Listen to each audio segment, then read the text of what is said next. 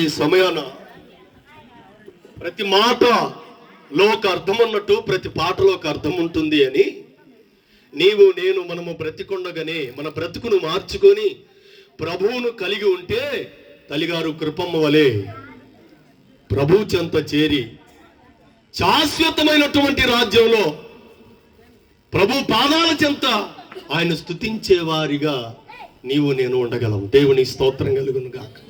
ఇక్కడ వేదము చదివిస్తుంది, నీతిమంతులను జ్ఞాపకం చేసుకుంటే ఏంటంటే చెప్పండి, ఆశీర్వాదకరం.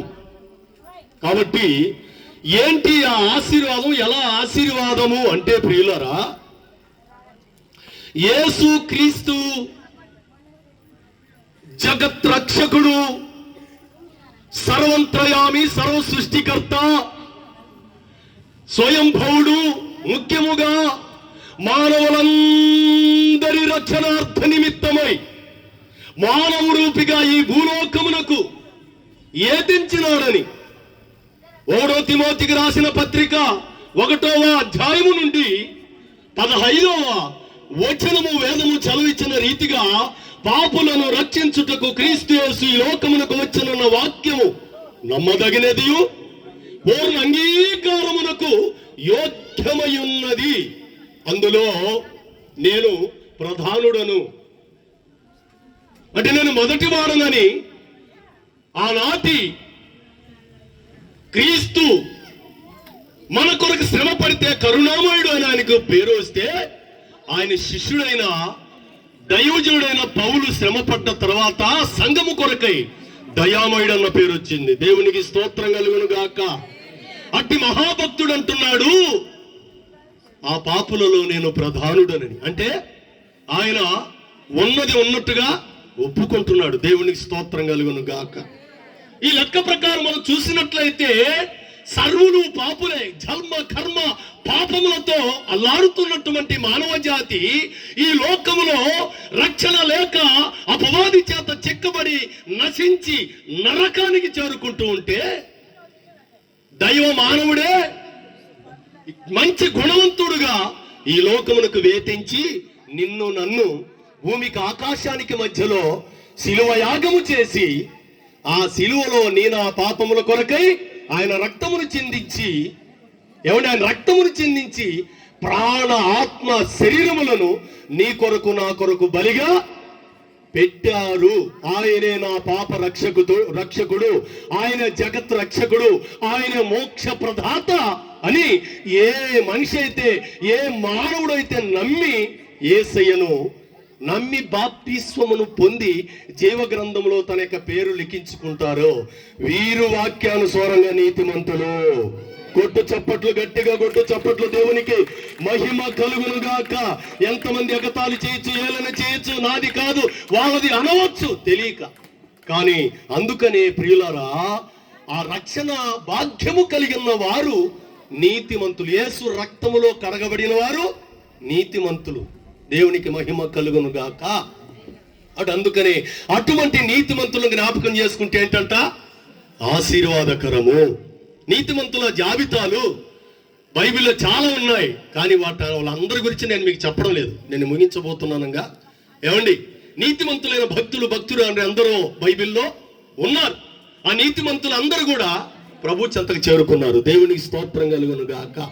ఒకానొక దినమున ఆ నీతిమంతులను గూర్చి ఏమండి, ఒక వ్యక్తితో దేవుడు మాట్లాడుతున్నప్పుడు, నేను అబ్రహాము దేవుడును, ఇస్సాకు దేవుడును, యాకోబు దేవుడునని నీతిమంతుడైన అబ్రహామును, ఇస్సాకును, యాకోబును ఎవరు జ్ఞాపకం చేసుకుంటున్నారు? ఎవరు జ్ఞాపకం చేసుకుంటున్నారు తెలుసా?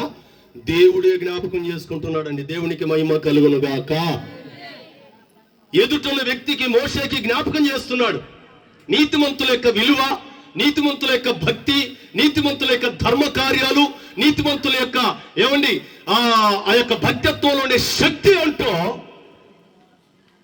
ప్రభువును గుర్తి ఆ ప్రభు వారు తెలుసు కాబట్టే ఆయన ఈ భూలోకంలో కూడా వారి గురించి సాక్ష్యం ఇస్తున్నారు. అందుకని అబ్రహామును జ్ఞాపకం చేసుకున్న వారి కుమారుడు ఇస్సాకు గారు నూరంతలాగా ఆశీర్వదించబడ్డారు. హల్లెలూయా. వారి అబ్బగారిని లేదా వారి తండ్రి గారిని జ్ఞాపకం చేసుకున్న యాకోబు అనబడిన ఈయన ఇజ్రాయేలుగా మార్చబడి పిలువబడి ఈరోజు ప్రపంచ దేశాలన్నిటినీ శాసించే ఒక దేశముగా ఇజ్రాయేలు దేశముగా చిత్రించబడ్డాడు. ఇది దేవుని ఆశీర్వాదం. కొట్టు చప్పట్లో గట్టిగా దేవునికి మహిమ కలుగునుగాక.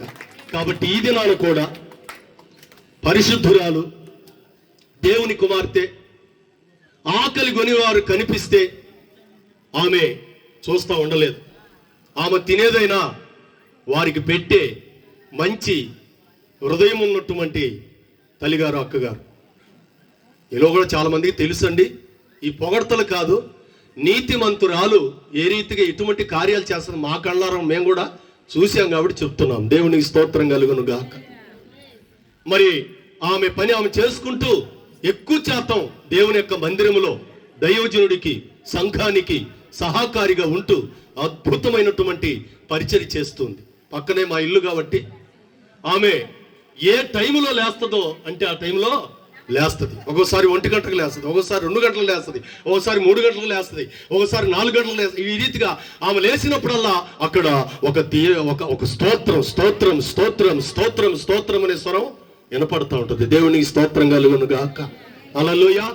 మంచి ప్రార్థన పరురాలుగా తల్లిగారు జీవించి ఆ తర్వాత ఆ సంవత్సరం నాడు ప్రభు పిలుపునెందుకని ప్రభు చెంతకు చేరిన తల్లిగారిని వారి యొక్క కుమారులు, వారి యొక్క కోడళ్ళు, వారి యొక్క మనవళ్ళు, మనవరాళ్ళు, ఏమండి బంధుమిత్రులు, సంఘము జ్ఞాపకం చేసుకునుట వాక్యానుసారంగా తీసుకుంటే ఇది గొప్ప ఆశీర్వాదము, ఇది గొప్ప దీవెన, ఇది దేవునికి మహిమ వస్తుంది. కాబట్టి ఇహ మందు ఈ మొదటి జ్ఞాపకార్థ కూడికలో మరి కుటుంబ పెద్దలైనటువంటి తల్లిగారు కృపమ్మ గారిని జ్ఞాపకం చేసుకుంటున్నటువంటి మరి కుమారులను, కోడలను, మనవరాలను, సంఘాన్ని, సంఘ పెద్దలను, విశ్వాసులను, బంధుమిత్రులను అందరిని కూడా దేవుడు తన యొక్క ఆకాశముల నుంచి ఆయన హస్తము చాపి నీతిమంతులను జ్ఞాపకం చేసుకున్నట్టు ఆశీర్వాదకరము అన్నారు. కాబట్టి అబ్రహాము గారిని జ్ఞాపకం చేసుకున్న ఇస్సాకు నూరంతలుగా దీవించబడినట్టుగా, ఇస్సాకు గారిని వారి అప్పగారిని జ్ఞాపకం చేసుకున్నటువంటి యాకోబు,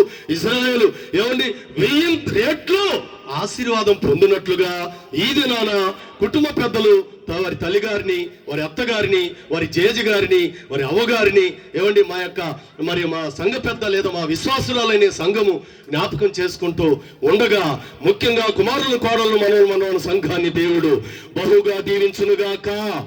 ఈ సంవత్సరం అంతా వారిని ఆశీర్వదించునుగాక. ఈ సంవత్సరం అంతా వారిని దీర్ఘాయుష్మంతులుగా నింపుతూ తల్లిగారికి ఇచ్చినటువంటి రక్షణ ఒకవేళ ఇంకా కుటుంబంలో ఎవరికన్నా లేకపోతే వారికి కూడా యేసయ్య రక్షణ ఇచ్చునుగాక. ఈ వాక్యం తన వినికిడిలో తల్లిగారిని జ్ఞాపకం చేసుకుంటున్నటువంటి కుమారులకు, కోడలకు, మనవరాళ్లకు, వారి సంతతికిని, సంఘానికి, బంధుమిత్రులకు ఆశీర్వాదకరంగా ఉండునుగాక. ప్రభు చెంత చేరిన తల్లిగారు సంతోషంగా ఉందని నమ్ముతున్నాం. ఆ ఆత్మకు శాంతి కలుగునుగాక. అల్పుడును ఇట్టి అవకాశాన్ని నాకు కూడా కలుగు చేసినందుకు నేను దేవుని కృతజ్ఞుడనై ఉంటున్నాను. మరొకసారి మరి పెద్ద పాస్టర్ గారికి, చిన్న పాస్టర్ గారికి, వారి కుటుంబానికి, సంఘానికి నా నిండు వందనాలు తెలియజేస్తూ నేను ముగిస్తున్నాను. దేవునికి స్తోత్రం కలుగును.